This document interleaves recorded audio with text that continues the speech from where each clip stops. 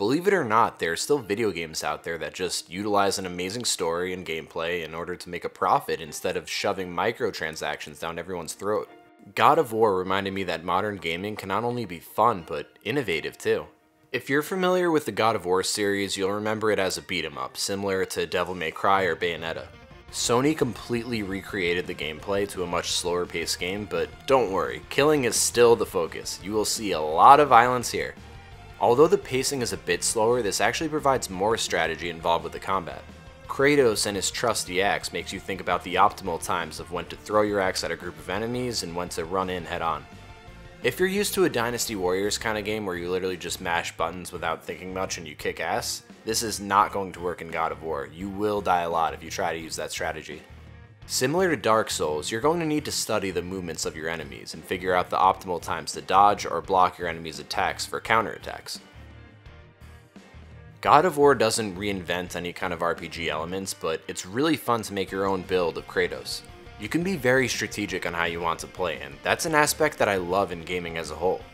If you're more of an offensive kind of player, then you're going to want to upgrade your axe by using the skill tree that correlates with it. If you're more of a defensive-minded player, then there are plenty of shield moves that you can upgrade in Kratos' arsenal. In this version of God of War, Kratos has a son, Atreus. Although he's just a wee lad, this isn't some escort mission that you're used to in video games. Atreus can hold his own. Atreus is actually imperative to your progression through puzzles, translating words, and even combat. He can help distract enemies and pick them off with his bow and arrow, but he also has his own upgrades in a skill tree where he can help stun, choke, and even stab enemies. You see a true growth with Atreus as the game progresses. Eventually he can use his knife for hand-to-hand combat. He's not just an archer picking off enemies from afar. He likes to mix up his combat, similar to Daddy. Similar to the Joel and Ellie sections from The Last of Us, there are plenty parts in the game where you need to help Atreus up these hard-to-reach places, and then he can find some kind of mechanism to open a door or chain that you can climb to help progress you on your journey.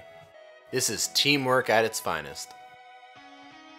In between these crazy intense fighting sections, your brain will be put to the test with some fun puzzles.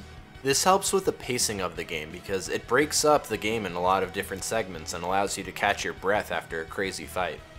These puzzles are not as in-depth as, say, a Zelda game, but they're still fun and can be quite challenging at times. God of War may give you hints for the puzzles from time to time, but there are multiple circumstances where you need to really think about your surroundings and figure it out on your own, which can be very rewarding. After many puzzles I completed, I was expecting to hear that Zelda sound.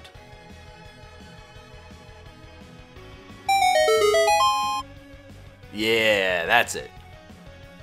God of War took over gaming news due to its presentation, and although my channel is more about the gameplay, the presentation cannot be overlooked. Throughout the entire story, it's all one shot with a camera, which has never been done before in a video game.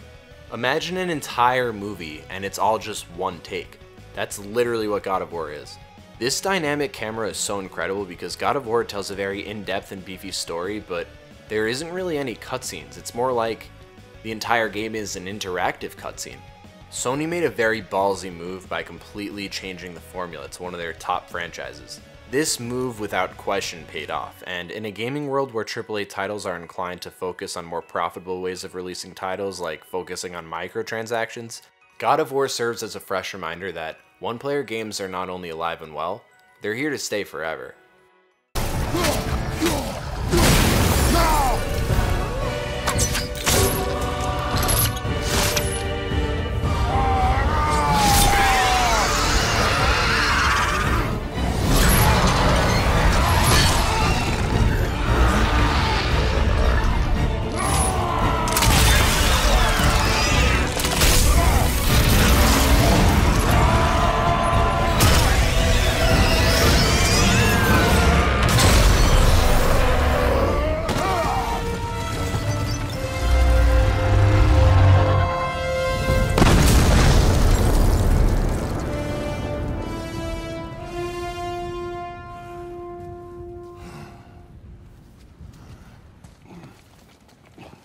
Wow, we actually did it.